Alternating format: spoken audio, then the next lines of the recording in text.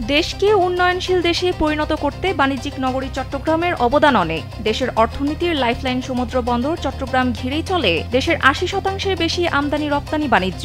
এই সবকিছুর মাঝেও রাজনৈতিক অস্থিরতা ও অর্থনীতি যখন টালমাটাল, ব্যবসায়ীরা টিকে থাকার লড়াইয়ে ঠিক তখনই চট্টগ্রাম বন্দর বাড়িয়েছে মাশুল। প্রায় ৪১% হারে বাড়ানো হয়েছে নতুন মাশুল। অন্যদিকে চট্টগ্রাম বন্দরের সক্ষমতা আরও বাড়াতে বন্দরের দুটি গুরুত্বপূর্ণ টার্মিনাল এবং ঢাকার কেরানীগঞ্জের পানগাঁও কন্টেইনার টার্মিনাল দীর্ঘমেয়াদী বিদেশি অপারেটরদের হাতে তুলে দিতে যাচ্ছে সরকার।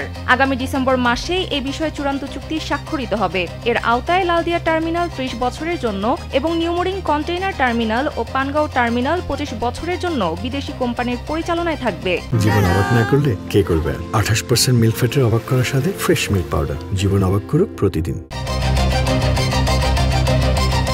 রোববার ইকোনমিক রিপোর্টার্স ফোরাম (ইআরএফ) আয়োজিত সমুদ্রগামী জাহাজ শিল্পে বিনিয়োগ সম্ভাবনা শীর্ষক এক সেমিনারে প্রধান অতিথির বক্তব্যে এই তথ্য জানান নৌপরিবহন মন্ত্রণালয়ের সিনিয়র সচিব মোহাম্মদ ইউসুফ।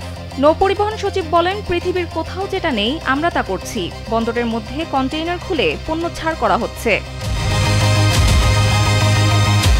মোহাম্মদ ইউসুফ বলেন, চট্টগ্রাম বন্দরের ১৩টি গেট আছে। এর মধ্যে স্ক্যানিং মেশিন আছে মাত্র ৬টি। তার মধ্যে আবার ৩-৪টি নষ্ট থাকে। এভাবে বন্দর চলতে পারে না। এজন্য বন্দরের সক্ষমতা বাড়াতে বিদেশি অপারেটর নিয়োগের চেষ্টা করছেন তারা। এটা করতে পারলে বিদেশি বিনিয়োগ বাড়বে। ২০৩০ সালের মধ্যে ৫.৩৬ মিলিয়ন TEUs কন্টেইনার ওঠানো নামানোর চ্যালেঞ্জ সামাল দিতে হবে। তাই বিদেশি অপারেটর নিয়োগ ছাড়া উপায় নেই। ভারত, শ্রীলঙ্কা সহ অনেক দেশেই এমন বিদেশি অপারেটর আছে। এই সিদ্ধান্তের ফলে বিশ্বের বড় বড় বন্দর পরিচালনাকারী সংস্থা বাংলাদেশে বিনিয়োগে আগ্রহী হয়েছে। মোহাম্মদ ইউসুফ আরও বলেন, ২০২০ সালে সরকার চট্টগ্রাম বন্দরের বিষয়ে বিদেশি কনসালটেন্ট প্রতিষ্ঠান নিয়োগ করে। তাদের প্রতিবেদন সরকার ৬ মাস আগে পেয়েছে। ওই কনসালটেন্টের সুপারিশ অনুসারেই সম্প্রতি চট্টগ্রাম বন্দরের ট্যারিফ বাড়ানো হয়েছে।